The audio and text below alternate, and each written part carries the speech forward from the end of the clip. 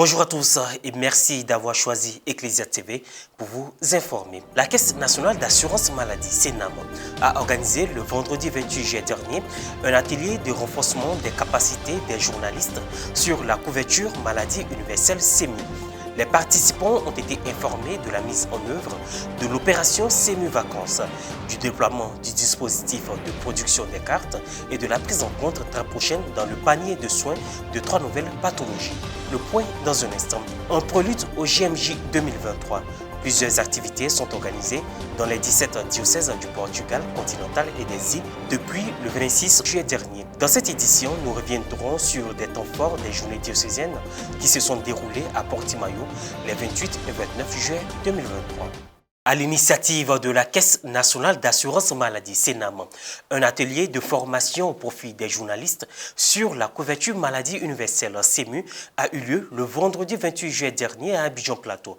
Lors de cette rencontre, il a été annoncé l'opération CEMU Vacances pour faciliter l'enrôlement des élèves et la prise en compte très bientôt de nouvelles pathologies, à savoir l'hypertension artérielle, le diabète et la transfusion sanguine. Commentaire Morel Poti.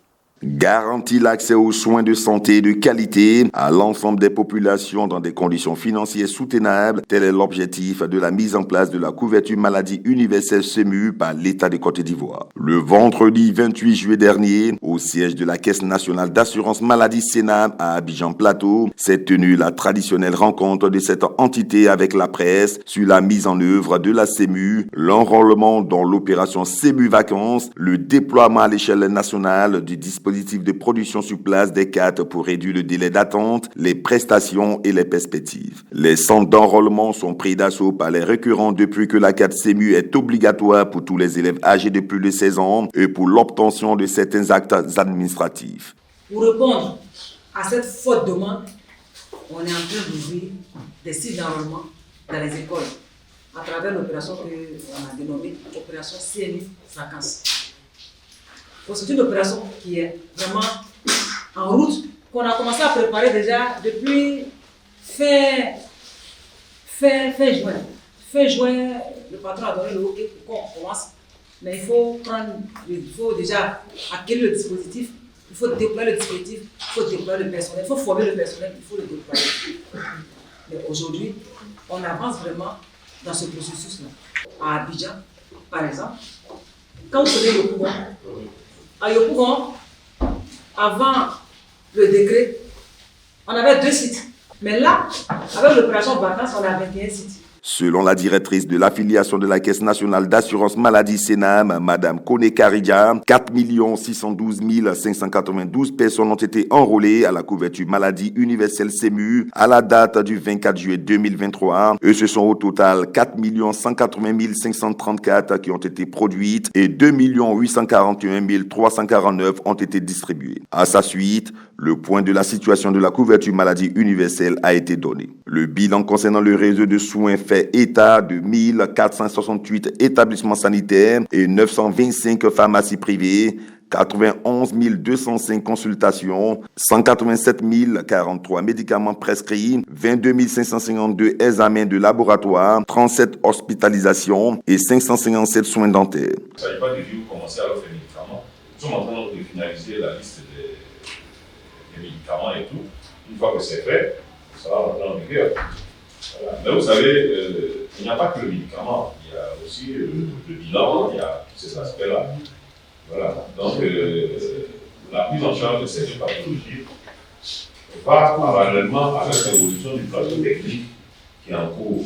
En termes de perspective, en cette année, Dr Brou a révélé l'introduction prochaine dans le panier de soins de la CEMU de nouvelles pathologies, à savoir l'hypertension artérielle, le diabète et la transfusion sanguine. Ce qui vient s'ajouter au panier de soins de la CEMU, c'est l'hypertension artérielle, le diabète et la transfusion sanguine pour le bien des populations. Donc, de façon pratique, dès que le décret sera donc diffusé au journal officiel, et que la liste des médicaments qui sont couverts dans le cadre de ces pathologies sera établie, les professionnels de santé seront informés, ainsi que les pharmaciens et les populations pourront donc aller se soigner et bénéficier des prestations qui sont prévues dans ce décret.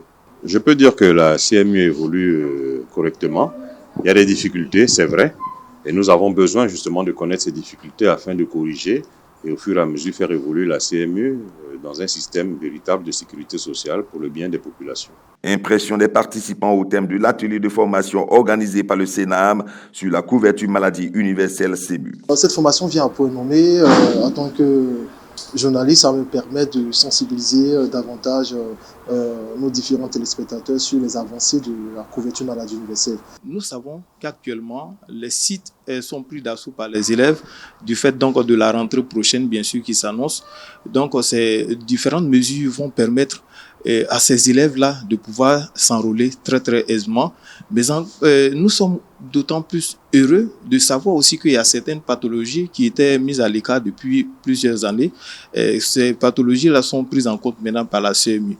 Malgré les résultats significatifs enregistrés, des défis restent à relever pour le bien des populations. Soulignons que l'enrôlement à la CMU est gratuit sur toute l'étendue du territoire national. Les journées diocésaines des jeunes qui précèdent les JMJ Lisbonne 2023 ont eu lieu du 26 au 31 juillet 2023. À cette occasion, des milliers de jeunes venus de différents pays du monde, dont ceux de la Côte d'Ivoire, ont participé à des activités religieuses et culturelles à Portimao. Retour sur les journées du 28 et du 29 juillet dernier. Reporter Charlène Quadio, commentaire Marie Abissier. Dans le cadre des journées diocésaines des jeunes, organisées en prélude au JMJ 2023, qui s'ouvre le mardi 1er août à Lisbonne au Portugal, les pèlerins séjournant à Portimao ont appris en quelques jours à mieux connaître la région qui les accueille, ainsi que l'église locale et ses spécificités. La journée du vendredi 28 juillet dernier a été marquée par des activités organisées à l'espace Arena, tels que des échanges publics avec les jeunes et le festival à la carte. Une messe a également été célébrée par Monseigneur Laurent Leboulch, archevêque de Lille, en présence de plusieurs évêques et prêtres venus de différents pays du monde. Dans son homélie, le célébrant principal a souhaité que la vie des pèlerins porte beaucoup et de bons fruits. Il les a exhortés à se laisser transformer en grandissant devant la beauté et la grandeur de Dieu et en approfondissant leur foi. Les jeunes ont aussi pris part à une marche priante dénommée le chemin de miséricorde, sans oublier la soirée de réconciliation, des moments forts appréciés. Comme les jours précédents, la journée du samedi 29 juillet a été meublée de plusieurs activités. La messe du jour a été présidée par Monseigneur Gabriel Sayaogo, archevêque de Kupela, au Burkina Faso. La délégation ivoirienne s'est aussi réunie pour un temps de prière et quelques consignes. Soulignons que des activités ludiques et de divertissement étaient aussi au programme. Le père Luciano Couto, prêtre brésilien, responsable de la mission jeune internationale de la communauté du Chemin Neuf et responsable de l'organisation du festival Welcome to Paradise, explique le but de l'activité qui a fasciné les pèlerins. Le but du festival, c'est de donner aux jeunes une église des portes ouvertes pour qu'ils puissent arriver et vivre une expérience profonde avec Jésus-Christ pour marquer dans sa vie un avant et un après. Les impressions de quelques pèlerins.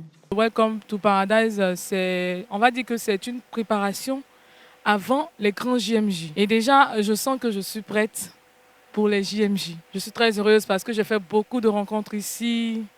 Par les chants, je sais qu'il y a beaucoup de chrétiens aujourd'hui qui ont été édifiés par le concert qu'on fait et surtout les enseignements qui nous sont donnés. Je trouve ça vraiment incroyable comment il y a autant de jeunes qui sont réunis pour prier Dieu. Jamais dans ma vie, je me fais une expérience comme ça avec autant de jeunes. On est à peine 4000, je sais qu'au JMJ, on va être encore plus. Ce qu'on vit ici, c'est vraiment très magnifique en fait, parce qu'il y a plusieurs activités qui sont proposées par le Chemin Neuf. Et le matin, c'est aussi le moment de louange, le moment de prière. C'est la première fois que nous vivons Welcome to Paradise. Et puis, je trouve qu'il y a eu beaucoup d'émotions. On a fait connaissance avec beaucoup de gens. On a eu la grâce de partager notre culture avec beaucoup de gens, de connaître aussi la culture de l'autre. Je rends grâce à Dieu de pouvoir être là pour vivre cet événement. Et je crois que c'est une bonne expérience, une belle occasion qui m'est donnée, et aussi aux jeunes, surtout ceux qui viennent pour la première fois à ces JMJ, de vivre une expérience qui va leur permettre au retour du pays d'impacter leur milieu de vie, d'aider les autres jeunes. Cette édition se referme. Merci de votre attention.